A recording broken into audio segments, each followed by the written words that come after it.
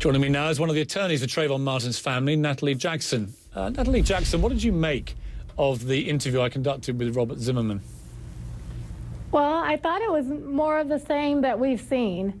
We've seen it from his father, we've seen it from Joe Oliver, we've seen it from his attorney, and now we see it from his brother.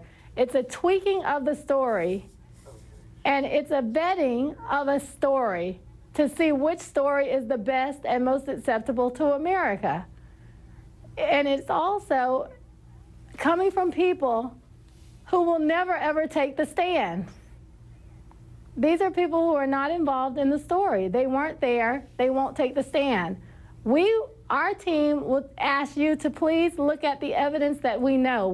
There probably is some more, but what we know right now is that we have a 911, well, we have a call that George Zimmerman made to the police. We have 7 911 tapes. We have 3 witnesses who have said that they are sure that George Zimmerman was the aggressor and that it was Trayvon that screamed for help. We have a girl and a phone record that backs up a young girl who says she was on the phone with Trayvon. We have now a video that totally throws out any of the assertions that Robert Zimmerman made. Robert Zimmerman actually said that one more hit on the head and he would be in diapers. His brother would be in diapers. It's just impossible. It's ridiculous, and it shouldn't even. I don't know. Do you believe that the family are conspiring to create a version of events which is best suited to a defense under the stand your ground law in Florida? Yes, I do, and in fact, I think that they've consulted with someone to help them with this story. And I will say that because I noticed, Pierce, that you did ask Robert 3 times if George told him something. Robert never said, yes, George told me. That's very telling, and I believe that he did that because if he would say that George told him something, he could possibly be a witness at trial. But as it stands, what he says is not admissible in trial. So he can say whatever he wants. Joe Oliver can say whatever he wants. His dad can say whatever he wants. Well, Natalie Jackson, it's certainly, as this unravels, a fascinating case. It's gripping America, and I just hope for the sake of your clients that we get to some sense of truth and justice at the end of this. Thank you for joining me. And thank you, Pierce. Now, I want to turn to a man who's followed the Trayvon Martin case from the very beginning, ABC News' legal analyst, Dan Abrams. Dan, it's a very complicated legal case, this, isn't it? Because of the various laws that Florida has in relation to stand your ground and so on, and concealed weapons and all the other facets to this make it complicated. From everything that you've seen and read that is factual so far, what is your overview about this case? Should the police, based on all we now know, have arrested George Zimmerman on that night? Well, look, we still don't know about the most crucial question, and that is exactly what happened that precipitated this event. We know a lot about all the circumstances surrounding it, but there are still some key questions. And look, I'm not in any rush here. I think that the authorities ought to take their time. With that said, I expect that there will be an indictment. I expect that after the authorities review all of the evidence here, after they speak to all of the witnesses, some of whom they didn't speak to early on, it does seem that the publicity surrounding this has led to a lot more information, and information that should have been available to the authorities at the beginning.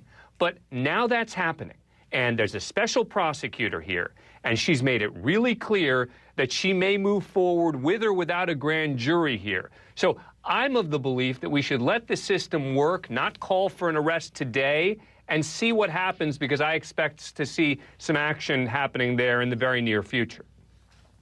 Let me play you a clip from my interview with Robert Zimmerman, George's brother, from last night, and I'll ask you for your reaction after this. A lot of these injuries take time, 24 hours, 36 hours, to show the bruising. Sometimes the bone breaks and the blood is swallowed. Like in the case of, for example, if your hand would be on someone's nose and mouth, preventing them from Does he have any injuries now? His nose is still broken. It's still broken? His nose is still broken, yeah.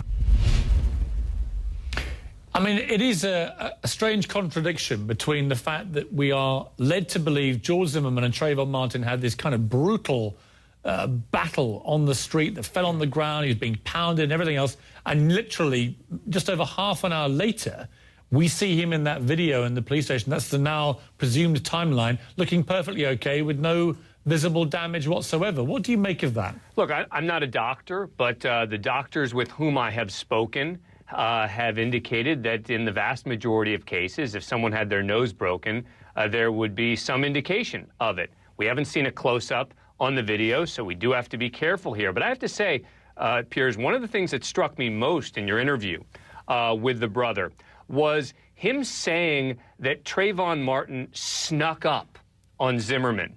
He made a reference to that in your interview, and I found that to be particularly striking because that's the key question here. Meaning, I think that Team Zimmerman is going to have a hard time demonstrating that it was Trayvon Martin who snuck up on Zimmerman when you have on the 911 tape Zimmerman talking about the fact that he's essentially sort of trailing him. And so then the question becomes, so you're saying that Zimmerman is trailing him, Zimmerman stops, and then Trayvon Martin somehow sneaks up behind him in some way, shape, or form. That sounds like that's what Mr. Zimmerman's brother is alleging. I thought an interesting question came actually from another guest I had last night, Mike Tyson, when I talked to him about this. And he said, well, how did Trayvon Martin know that George Zimmerman had a gun? Because if you believe what the brother was telling me last night, then George Zimmerman was reacting because Trayvon was trying to grab his weapon off him to use against him and was making death threats. But he didn't explain how Trayvon Martin would have known that George Zimmerman had a concealed weapon. Well, it's also hard to imagine why Trayvon Martin suddenly wants to kill Zimmerman, right? I mean, what? He sees him following him and decides he's going to die there tonight. And yet, again, this is the problem for Zimmerman is you've got the 911 tape, you've got him calling 911, him following Martin. And again, it sounds like Zimmerman's brother is questioning when that stopped. But this is a tough situation for Zimmerman. And this goes to something you mentioned before, which is the Florida law. Everyone, I know how much people want to not talk about the law, and they want to talk about the facts. But the law is really, really important, because I'll tell you this. If Florida didn't have a stand your ground law, and there were the duty as it is in so many states to retreat, I don't see how the authorities wouldn't have already charged Zimmerman. They would have basically had to have been able to show that Zimmerman retreated. And that would be tough to show. But in Florida, you don't have to show that.